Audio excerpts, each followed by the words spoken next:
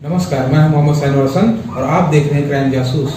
आज सोनभद्र के बभनी विकास खंड के चमकी कारीदार गांव में देश के महामहिम राष्ट्रपति रामनाथ कोविंद जी का आगमन हुआ। उनके द्वारा सेवा कुंज आश्रम में 16 कक्ष के विद्यालय का लोकार्पण करने के साथ ही 3 हॉस्टल व भोजनालय का भी लोकार्पण किया गया। इसके साथ ही मंच से आदिवासी समागम के दौरान मौजूद लोगों को संबोधित करते हुए बताया कि मैं 1999 में इस आश्रम में आ चुका हूँ और उस समय मैं यहाँ लोगों से ये पूछा कि जंगल में आप बच्चों को कैसे पढ़ाएंगे, तो आश्रम के लोगों ने बताया कि यदि यहाँ पर एक भवन बन जाए तो बच्चों को बहुत सुविधा होगी, जिसको देखते हुए मैंने इस स्कूल के लिए पहला भवन बनवाया। वहीं राष्ट्रपति ने ये भी बताया कि ये क्षेत्र बिहार, झारखंड, छत्तीसगढ़ और मध्य प्रदेश से घिरा हुआ है और ये बहुत जल्द विकास का हब बनने वाला है। जबकि मुख्यमंत्री योगी आदित्यनाथ मंच से बोलते हुए बताया कि हमें जानकारी मिली है कि जिले में कोई शूटिंग रेंज नहीं है, जिसको देखते हुए शूटिंग रेंज के लिए जिला प्रशासन को प्रस्ताव बनाकर भेजने और एक मेडिकल कॉलेज का सौगात जिले को दिया। वहीं मंच से उद्बोधन के दौरान उत्तर प्रदेश की राज्यपाल श्रीमती आनंदीबेन पटेल ने बताया कि शिक्षा से व्यक्ति, समाज और देश का विकास होता है। इसके साथ ही उन्होंने ये भी बताया कि महामहिम का शुरू से ही सोनभद्र और यहाँ के आदिवासी बच्चों के बीच में आना जाना रहा है और इनसे लगाव रहा है। इससे पूर्व भी 3 बार जिले में महामहिम आ चुके हैं। महामहिम राष्ट्रपति रामनाथ कोविंद निर्धारित समय पर पहुँचे और प्रकृति की पूजा करने के साथ ही 16 कक्ष के विद्यालय और 3 छात्रावास व किचन का लोकार्पण किया। इसके साथ ही उन्होंने अपने उद्बोधन में बताया कि अब यहाँ के बच्चों को इंटर के बाद पढ़ाई करने के लिए लखनऊ और दिल्ली नहीं जाना पड़ेगा, बल्कि सोनभद्र में ही मेडिकल सहित तमाम शिक्षा प्राप्त कर सकते हैं। राष्ट्रपति ने बताया कि देश की आत्मा ग्रामीण व वनवासी क्षेत्र में बसती है, इसलिए जिसको देश के बारे में जानना हो तो एक बार सोनभद्र में अवश्य आना चाहिए। इसके साथ ही उन्होंने बताया कि सोनभद्र का ये क्षेत्र मध्य प्रदेश, छत्तीसगढ़, झारखंड, बिहार से जुड़ा हुआ है और ये क्षेत्र विकास का केंद्र बनेगा।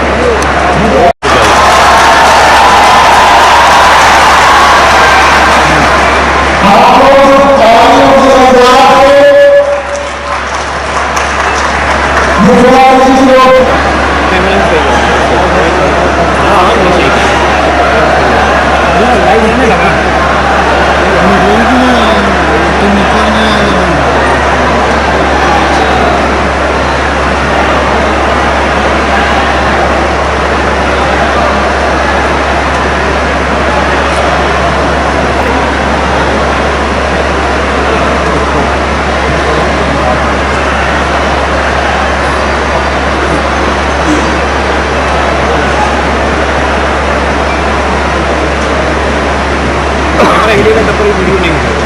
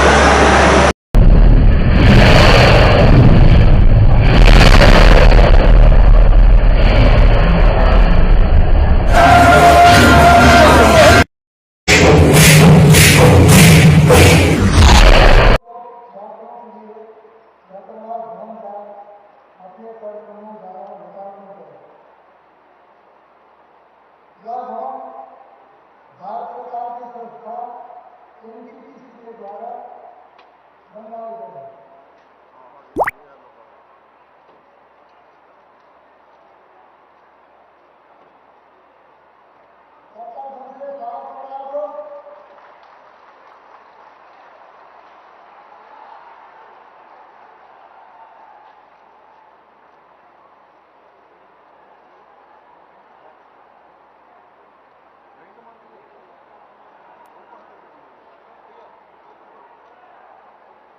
जात और जनजात की भाषा, लोक कला, धर्म, संस्कृति, परंपरा के जागरण के साथ साथ उनके सर्वांगीण विकास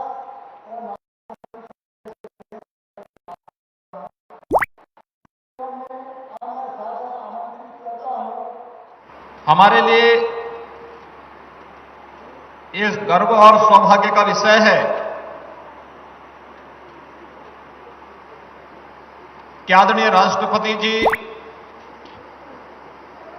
उत्तर प्रदेश ही उनकी जन्मभूमि और कर्मभूमि रही है। ये जनपद सोनभद्र,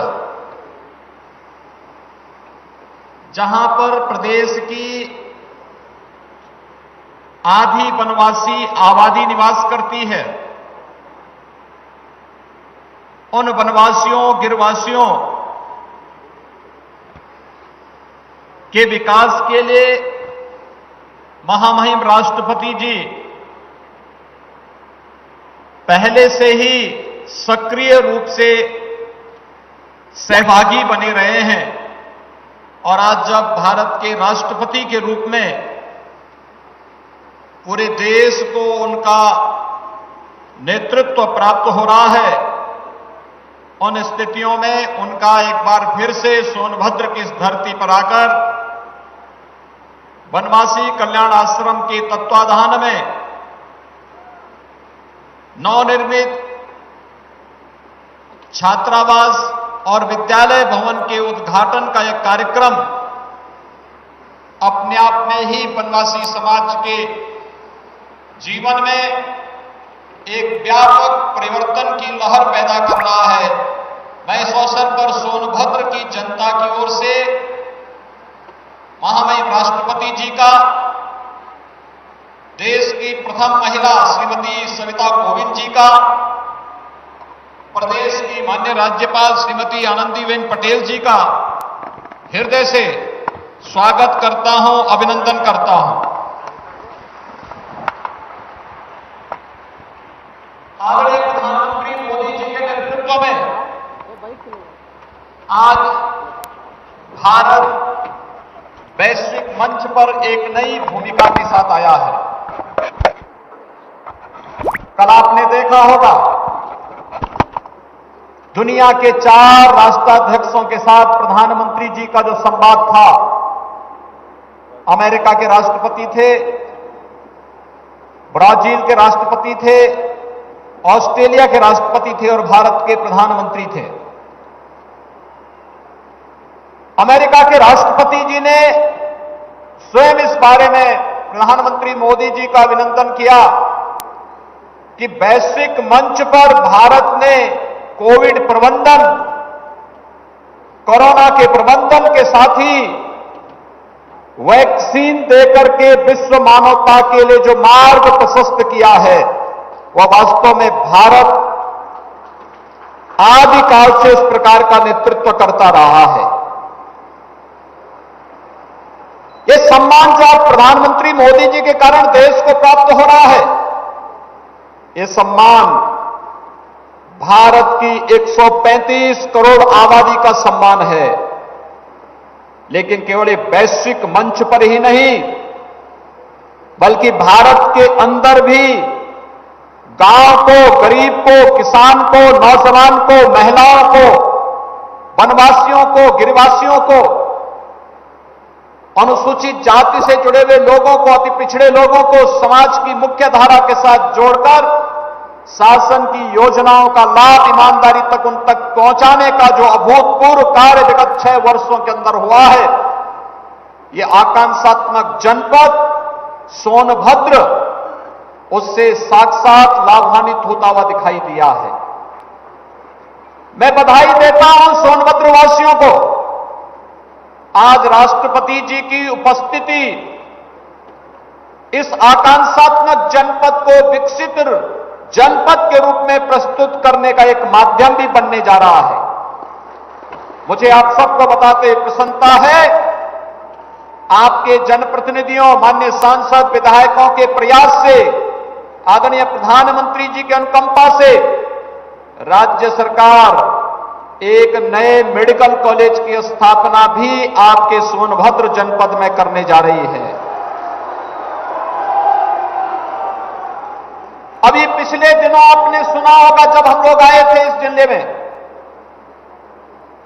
विंध्य क्षेत्र के 2 जनपद मिर्जापुर और सोनभद्र, हर बार जनवरी से लेकर के मध्य जुलाई तक पेयजल के संकट से जूझते थे और अब प्रधानमंत्री मोदी जी की अनुकंपा से, उनके विजन के कारण जल जीवन मिशन के अंतर्गत हर घर नल और घर घर जल के भाव के साथ हर गांव तक और हर घर तक शुद्ध पेयजल की उपलब्धता कराने के कार्य को भी हम सोनभद्र के अंदर भी प्रारंभ कर चुके हैं।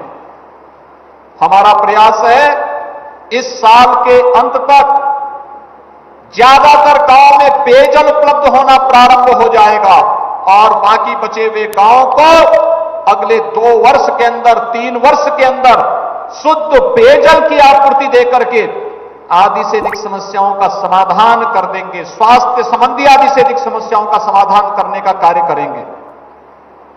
यह गर्व की बात है कि माननीय राष्ट्रपति महोदय का इस आदिवासी बाहुल क्षेत्र से पुराना लगाव रहा। जब आप देश के राष्ट्रपति नहीं थे तब आप अवसर आदिवासी बच्चों के बीच रहा करते थे। आप 2001 में राज्यसभा के सदस्य के रूप में कारीडार आए थे और अपनी निधि से छात्रावास भवन के निर्माण के लिए धन दिया था। आपका यह लगाव हम सभी के लिए प्रेरणादायक है। सोनभद्र उत्तर प्रदेश का एकमात्र ऐसा जिला है जहां 14 विभिन्न प्रकार की आदिवासी आबादी बसती है। यहाँ की भूमि पथरीली होने के कारण भूमि का उत्पादन, कृषि का उत्पादन बहुत कम होता है। यहाँ की महिलाएं बहुत मेहनती होती है और परिवार चलाने में इनकी भूमिका महत्वपूर्ण होती है। कोई भी देश और समाज बिना शिक्षा प्रगति नहीं कर सकता है। आदिवासी समाज आज भी कर्मदेव की पूजा करते हैं। आदिवासियों का जीवन सदा से कलात्मक रहा है जो वर्तमान में लुप्त हो रहा है। खुशी है कि सेवा कुंज आश्रम द्वारा वनवासियों और आदिवासियों की परंपरागत धरोहरों को बचाने के साथ उनके रहन सहन, खान पान पर भी ध्यान दिया जा रहा है। आप सबकी तरफ से मैं हमारे प्रेरणा स्रोत और मार्गदर्शक भारत के राष्ट्रपति जी से प्रार्थना कर, मैं पिछले वर्ष ही आप सबके बीच में आना चाहता था, लेकिन आप जानते हैं कि कोरोना काल प्रारंभ हुआ और हमारी यात्रा स्थगित हो गई। मां विंध्यवासिनी और ज्वाला देवी के आशीर्वाद से आज आप सबके बीच आने की मेरी इच्छा पूरी हुई है। जैसा कि पहले भी बताया गया कि मैं इस सेवा कुंज आश्रम में लगभग 20 वर्ष पहले आया, आज पुनः आया, इस बीच में भी आया, लेकिन आज आप सबका जो उत्साह देख रहा हूं, कहा कि मैं इस आपने जो धनराशि दी है हॉस्टल के लिए, उसके लिए मैं आभार व्यक्त करता हूं। तो मैंने उनसे कहा था कि आपको आभार व्यक्त करना नहीं है, बल्कि मैं आपका आभारी हूं कि आपने मेरी सांसद निधि का सदुपयोग करने का एक निमित्त माध्यम बनाया।